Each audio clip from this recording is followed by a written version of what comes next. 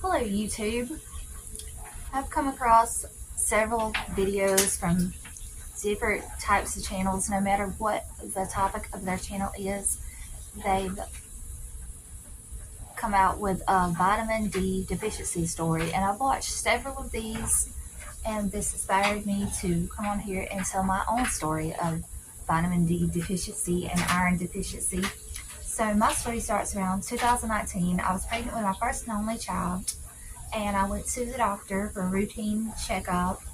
It was one of those where they do blood work and do a full panel to see if you're low in any vitamins, and it come back that I was a little bit low on, I don't know about vitamin D, but iron. So they said I was anemic. I think I also had my finger pricked, and I was told to take some iron pills. I was already taking the daily prenatal vitamins, and I was also given or told to go get some vitamins. I believe I was able to just go choose whatever ones I wanted. So the next time they tested me, my vitamin levels were back up. Fast forward to 2021, and at the time in 2019, I'm not sure how low my vitamins were. I was told it was just mild. I could go probably into my patient portal and see what my numbers were with them, and I think I have looked at it before, but I don't remember. But okay, fast forward to 2021. I was going through depression, and I just summed it up to being late postpartum depression, because I heard while most postpartum takes place 3 months after giving birth, some postpartum can last up to a year after giving birth, and even up to 3 years after. So at this point, I was 2 years postpartum. My son was going on 2 years old, and I started having a lot of depression. It started out, I think I had a sinus infection, and I was given some nasal spray, and I go to take this nasal spray, and I guess I was worried about side effects, and I have a panic attack, and I go into my bedroom, and I have a really bad, horrible panic attack where I'm just freaking out, thinking that I'm dying. It felt like I was having a heart attack or something. I thought I was dying. And then for the next week or so, this panic attack was so horrible that for the next week or so, I'm afraid of having that type of panic attack again. So now my body is in constant anxious mode, thinking that I'm going to have another severe anxiety panic attack like that. Well, I end up bringing another one on.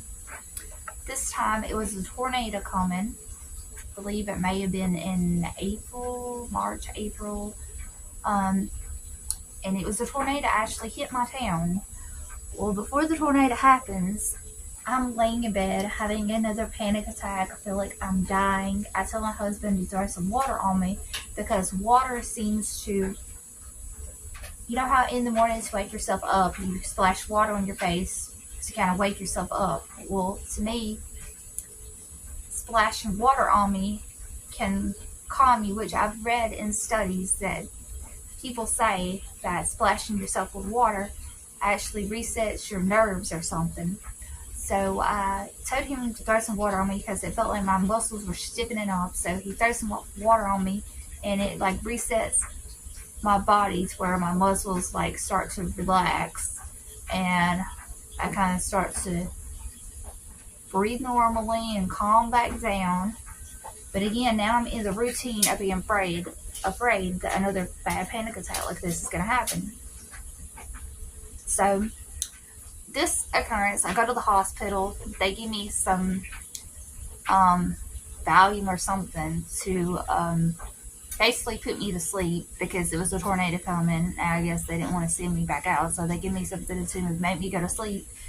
I'll stay in the hospital until the tornado's over, and then I wake back up and they tell me I'm fine to go home. And I find out that part of my town has been destroyed by a tornado. The tornado hit just a few miles down past my home. My cousin's home had been hit by a tree, and they were inside it, but thankfully they made it out. And all this took place while I had a panic attack, and my son was in the basement of the library with his grandparents. After this, I just constant anxiety, like I'm having just constant anxiety, sometimes getting up, feeling dizzy, feeling like my hands are tingly, constant headaches, just all kind of symptoms. Constantly going to the doctor or the ER. Every time I had a panic attack, I would run to the ER, even though they didn't really do anything for me. On one of the occurrences, I go to the ER and I'm sitting in the parking lot, just in a panic attack hits, and I'm just sitting there screaming. And I just start screaming, I'm having a panic attack. This time, it wasn't, I'm dying. The first time I was screaming, I'm dying. This time I'm just sitting there screaming, I'm having a panic attack. And I actually, the principal from the school that I attended when I was in elementary school comes out, him and his wife, they hear me screaming, they just look at me like I'm crazy. Finally I get in, it takes a long time to even get seen by the doctor. At this point, I've done kind of calmed down. These reoccurrences go on. I go to the regular doctor. I'm being seen like every week, trying to figure out why I'm so anxious. Then this depression set in to where I was waking up every morning just tears, just crying and sobbing for hours before I could even get my day going. I just wake up and I'm just crying and crying and crying, and this goes on to dinner time. Sometimes I'll be sitting there eating breakfast and I think I'm getting better, and I just start crying and crying, and I try to go for a walk outside and try to do something, and I just could not even live anymore. It was just so horrible. One of the occurrences, I go to the doctor and she mentions that vitamin D deficiency could cause you to have panic attacks and anxiety and headaches and stuff, being very vitamin D deficient. So I had my vitamin levels tested, and at this time my vitamin D level was a 42. I don't remember what my iron levels were, but my MCV, MCH, all of those levels associated with iron, they all came back fine. So at this point in 2021, even though I was having all these symptoms, anxiety and everything, my vitamin D was somehow fine. I guess because after all the crying and everything, I would go outside for a walk and get some sun, so maybe I was getting enough sun that I was not vitamin D deficiency, or I don't know, maybe I was. And then when I started going outside for the walks and everything, I became less deficient. I'm not sure. So at this point, really don't know what to do. I get prescribed depression medicine because, when the doctors don't know what to do and you're in their office crying, the only thing they're going to do is prescribe you depression medicine. I asked about therapy. Could I go to therapy and try to figure out what's going on with me? And they did get me into therapy later on. But it was like 3 men came in and talked to me. Wouldn't listen to my problems at all. Just basically wanted to know if the medication was helping. At this point, the medication seemed to be helping a little bit. But the crying episodes were happening every morning. It's like every morning I just wake up and I just feel doomed, or scared that this anxiety is gonna be worse today. What if it's worse today? And I would just be crying, and so I was prescribed with depression medicine. But it didn't seem like the depression medicine was helping me get any better. It's like it actually was making me worse. I'm crying more. I'm more upset. I'm having like I don't know what you call scary thoughts. Like, not that I would actually do anything, but just like scary thoughts. And it was just not getting any better. By the time I got into the therapy, it seemed like I had gotten a little better. Finally, I just weaned myself off the medicine and eventually got better on my own. July 4th, on the 4th of July of 2021, I was still having another episode of this. We were going to go to one of the state parks and watch a fireworks show and hear some singing, and I was having another episode that morning. And so I go to the ER, and this time the doctor there, he knows, I guess, that I've been several times here, and he seems fed up with me, and he's like, well, I can give you a CT scan, like a scan of my brain, to see if anything's wrong with me, to see if there's any tumors or anything that could be causing all these symptoms that I was telling him. I was telling him that my fingers were constantly tingly, and I was having constant headaches, migraines, along with the depression and anxiety. And again, at this point, my vitamin D level, from what they told me, was 42. So at this point, it's not even a vitamin D deficiency. So I don't know what was going on at this point. But I get into this CT scan, and the doctor comes back and he tells me that everything's fine. Well, I was having pressure in my ears. I thought I had an ear infection.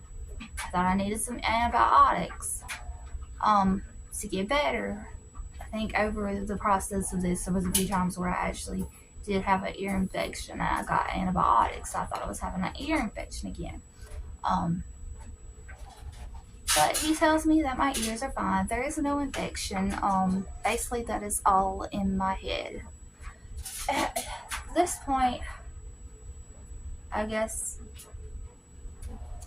I felt like maybe it's all in my head. So I just try to work on getting better after this. Just basically stopped going to the doctors. I think I went one more time or two more times maybe to the regular doctor. I think after this was when I went to the therapy, and they didn't really help, and I just eventually gave up and fought through it and got better on my own. Fast forward, 2021, when this happened, up until like last year, 2024. The past, that's what, 3 years? I was still no longer having the crying episodes, unless it's like that time of the month. Sometimes I may have a little bit of teary moments, but I was no longer having that bad. The depression, the anxiety had gotten better. I was able to start getting out and do things on my own again. I hadn't been driving or going anywhere alone. I was getting better. I was finally driving again. I even went to the next town over. One night I drove at dark. I took my son to a Relay for Life. And it's like a 10-minute drive. Usually I wouldn't even drive to the next town, but I actually did this on my own. And drove at nighttime, which is something I rarely did. And I was getting out. I was being independent again. And then I started feeling, I guess, having dizzy spells. Well, not full-blown dizziness, but like I would stand up and I feel a little lightheaded. Light sensitivity. During the whole thing in 2021, light sensitivity was a big issue. It's like I was having a lot of sinus issues, and I go outside and the light is so bright. Even though I guess I was managing to stay outside and get vitamin D, I would get outside and the light was so bright. And the doctor told me that they never heard of anyone complaining with these symptoms of light sensitivity. So at that point, they didn't know what to do about this. Well, 3 years later, I'm still experiencing light sensitivity. I'm still having headaches. 2024, I see a doctor. During this time, I finally got on some insurance, and I go to a urgent care for headaches, and he diagnoses me with migraines. No other doctor had been able to. They would ask me, "Are you having migraines?" But they basically, it seemed like wanted me to diagnose myself. Finally, I give a doctor my symptoms, and he says that it is migraines. So 2024, get diagnosed that these are migraines. So I'm having migraines. I guess sometimes it feels like maybe a tension headache. I'm having severe light sensitivity, coughing all the time, which my mother-in-law brought up one time that coughing can be a sign of iron deficiency. Sometimes having chest pains. It's just top to bottom. What were all the symptoms? I'm going to start off. Headaches, migraines or tension headaches, eyes, eye sensitivity, nose, stuffy nose, lots of sinus problems, sometimes a sore throat, being hoarse, chest pain, tingling in the hands, not necessarily feet, mainly the fingers, sometimes arm pain, basically feels like my arm's just gonna fall off, a lot of neck pain. I got a massager for Christmas. I massaged my neck. A stomach pain. I don't know if the stomach pain actually goes with iron deficiency, but the rest of this does. Restless legs, shortness of breath when doing activities. All these symptoms can be vitamin D deficiency.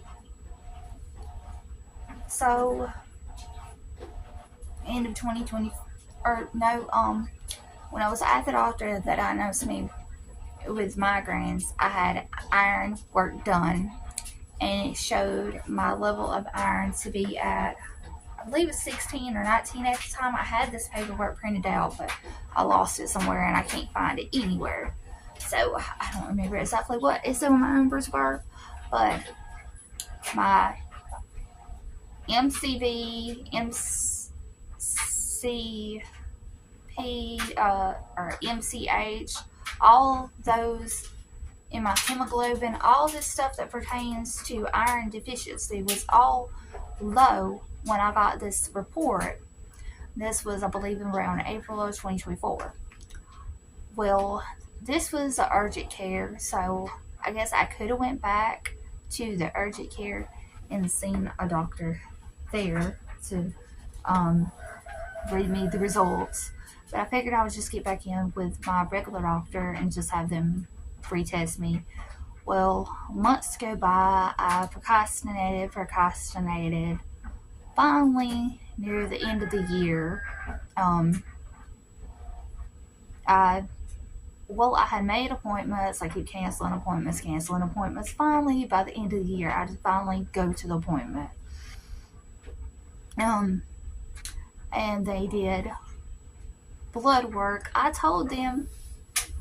straight up told them I had blood work done at this urgent care, and I think that I'm a vitamin D deficiency. Well, they didn't even order the test. You know, doctors don't even want to order the vitamin D test, so they order like the regular blood work. And once again, the MCV, MCH, hemoglobin, all those kind of levels were showing low, and I was doing my own research, and that all leads to iron deficiency. Well, 2 weeks later, I go back for an appointment, and the doctor finally tells me, which I've done read my blood work. I done went into the patient portal and then looked at the blood work myself, but she finally tells me that you have all this. She thinks I don't know about all this. She's like, there's this MCV, your hemoglobin, your ferritin, all this different stuff that pertains. She was like, a lot of it probably don't make sense, but all this leads to iron deficiency, which at this point I already know this because I've did my own research. She tells me, I thought she was going to get me more blood work done that day, but she tells me come back 2 days later and she'll get me in again to do more blood work. This time they're going to test for specific needs to iron and vitamin D deficiency. Get these tests done. And I get on the patient portal and it gives me some of the blood work that had come in. And then I get an email. I'm over here checking this old email that I had, and I realized that a while back I had made a lab portal account while trying to find other blood work from the urgent care that I went to. And it says that I have an email of the blood work has come in at the LabCorp. Well, this actually gave in great detail. It highlights, unlike the patient portal one, this one highlights what you are low in. And it confirmed that my vitamin D is at a 13. I believe that's correct. 13. Which is very low. My iron, I believe, is at a 16. But my iron and my vitamin D are very low. My ferritin, I guess I'm pronouncing that right. It's spelled Ferritin. That level is at a 3. My iron saturation is at a 3. And it says that the iron saturation being at a 3 is a high alert, that's a dangerous low. But the ferritin, whatever, is also at a 3. And it didn't even put that as a dangerously low. But I got into this Facebook group. If you have these symptoms, you can look up a Facebook group to learn more, watch more of these videos on YouTube of other people's stories. Go look up an iron deficiency group on Facebook and a vitamin D deficiency group on Facebook and join it. And you will learn more about the levels. And everybody on there was saying that these are dangerously low levels, that they've had to go on iron infusions when they were this low. So it puzzles me as to why my doctor has not called in some iron medicine already, why she's even having me wait till next week for the appointment to come in and talk about this. I guess she doesn't know that I've already seen my results, and she has not called anything in. And other people are telling me that this is dangerously low and that they've had to get iron infusions. And how a lot of iron infusions, that's kind of scary. I think it costs $1,000. I currently don't have any insurance to pay for that. But yeah. My doctor actually called in for something else that I had and prescribed me antibiotics, medicine for something completely different. But she hasn't even called in any kind of iron. They don't seem to take anything serious at this office that I'm at. And I hear people saying that if your ferritin levels are 3 and your iron saturation is at a 3, that's dangerously low. Being at a 13 in iron or vitamin D, I think it's vitamin D, and then my iron at 16. Whichever these numbers, anyway, it's just very low when people are saying to get iron infusions, and that if your doctor won't do anything, to find another doctor. So I'm going to wait and I'm going to see what she does at this next appointment, and then we'll go from there. I'm hearing people say that you should go get tested for like excuse me, have a colonoscopy done or an endoscopy. I don't know. I'm just waiting to see what she says, and I'm hoping that my levels can get higher. Oh yeah, a symptom I did not mention. I'm just tired all day long. I go to bed, I wake up, and I'm just tired like all day long. I can barely get anything done.